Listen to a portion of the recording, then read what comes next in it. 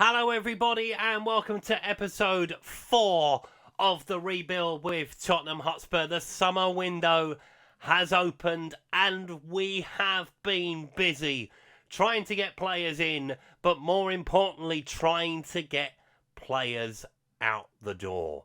That has been the priority. We have gotten rid of a few, including, in the title, a surprise one. But which Madrid has Eric Dier gone to? We will find out in a second. So the infamous transfer blocker is back in its place. But we start at the end of last season. So Pierre-Emile Højbjerg has joined Newcastle for £24.5 million.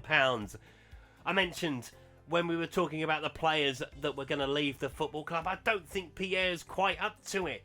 We have replaced him with a couple of players, to be fair, in central midfield. So Pierre's gone. And then we move on to the players that have left the football club this summer so far. Brooklands Lions Foster left on a free. Romain Mundle went to Newcastle on a free. I was gutted about that. Just didn't want to accept the contract that we put in front of him. Lucas Moura has joined Lyon. Ivan Perisic has gone to Sevilla for £2.4 million. Brian Gill has gone to Hoffenheim for £1.2 million on loan. And they have an option to buy him for £20 million at the end of it. Hugo Lloris has joined Dynamo Moscow. Eric Dier has gone to Real Madrid for £13 million. He's landed on his feet as old Eric, hasn't he? Giovanni Lo Celso has joined Napoli for £21 million. Joe Rodon has gone to West Ham for a loan, then paying £825,000. They have an obligation to buy him for £7.5 million after 20 games. And Tanguy Ndombele has joined Roma on loan, and they have an obligation to buy him for 14.75 plus I think about another 15 million on top of that. So we've got players out the door. More importantly, they ain't coming back. Some of them. Brian Gill, the exception. There are still more to go. Obviously, we've got another 2.5 weeks of the transfer window. So we'll wrap all of that up when we get to the end of the transfer window. Shall we have a look at the players that have come in? Let's do it. And we start with a free transfer, and that is Matthias Erber. He has joined us from Porto on a free transfer. Colombian international. Now, he was going to go to Arsenal, and I wasn't having it. For the fee that we have paid, absolutely nothing, just 100 grand a week in wages, it was a no-brainer. A very, very good player, playing over 350 games throughout his career, 32, so he can still do a job in the centre of the park to help along Oliver Skipp, to help along Yves Bissouma, and to support Rodrigo Bentancur. That was why he was brought in. The big signing of the summer so far is Manuel Akanji. He has joined us from Manchester City for £37 million. Definitely an upgrade on Eric Dier, and potentially others if they decide to leave the football club between now and the end of the transfer window. Swiss international, 28 years of age. Good physical attributes, good mental ones, and I was surprised he was on the transfer list with Manchester City, but their loss is definitely our gain. Next we move on to one of the hottest prospects in the Championship, and that is Alex Scott. £10 million we laid down to Bristol City to take him off their hands. He has bags of potential. At the moment, just a 2.5-star player, but has the prospect to grow and grow. He will get some game time behind the striker. Obviously, that's the role we were kind of looking for him to fill in. And yeah, we'll see how he gets on over the year and the years to come. Next man in the door, on loan initially, but with an obligation to buy for £21 million at the end of it. And that is Giovanni Reina from Borussia Dortmund. 2.5-star player, but has bags of potential. He's only 20, already a USA international. Yeah, looking forward to seeing what he can do. Can play out wide, can play down the centre. I love a player that can play in a number of positions, and I am looking forward to seeing what he can do.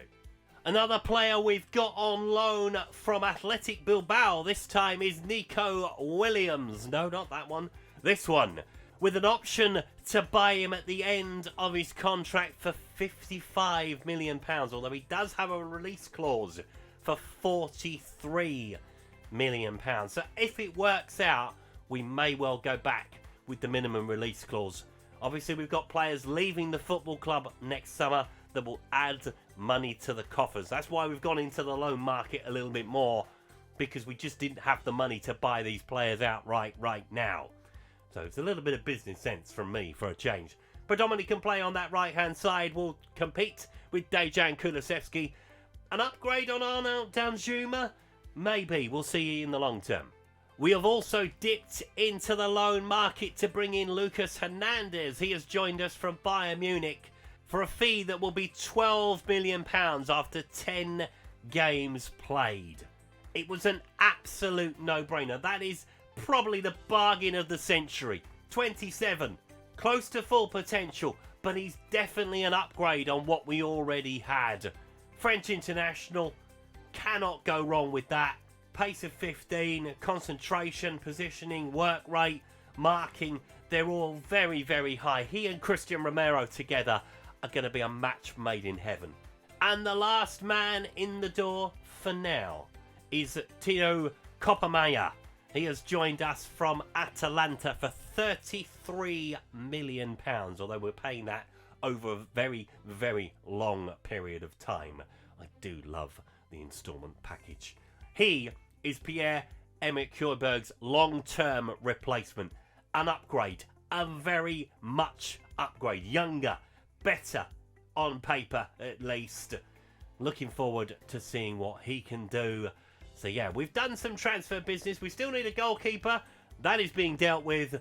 And we might look at potentially one more centre-back. But I think, shopping-wise, we're almost done. So we've still got some work to do with the outgoings though. So Japit Tanganga might well be going to Nice. We'll see about that one. He wants first team football, I get that. He's probably not going to get it with me at this current time. Davinson Sanchez, there's not much interest in him. Emerson Royale, there was interest in him. He wasn't one that was probably going to go, but may well potentially if a decent offer comes in for him. Nothing for Ryan Sessegnon yet. Nothing for Harry Winks. That was decided that we were going to allow him to leave the football club. Nothing for Brandon Austin either, ironically. He wants to go and have first team football. So yeah, there's still a few more to go out the door, but we are slowly, and I mean slowly, getting rid of them.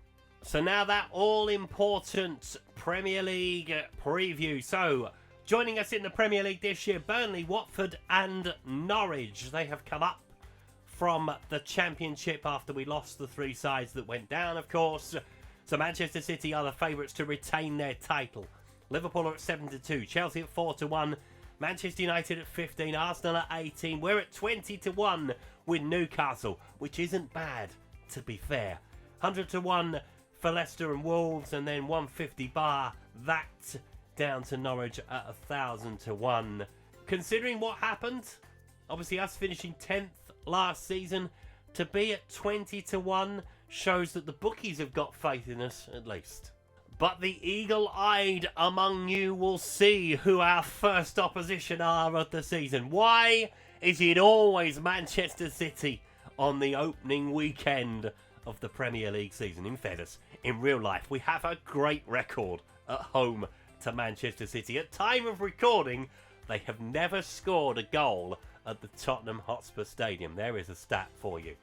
But without Harry Kane, who is out with a hamstring injury, that is going to be tricky. But I don't think Harry Kane played in the last home game against them when Nuno Espirito Santos was in charge, and we won 1-0. So let's see what happens next time with Manchester City. Thank you so much for watching today's video. If you've enjoyed it, please leave a like on it. Subscribe to the channel if you haven't done so already. And I will see you for that City game next time. Goodbye.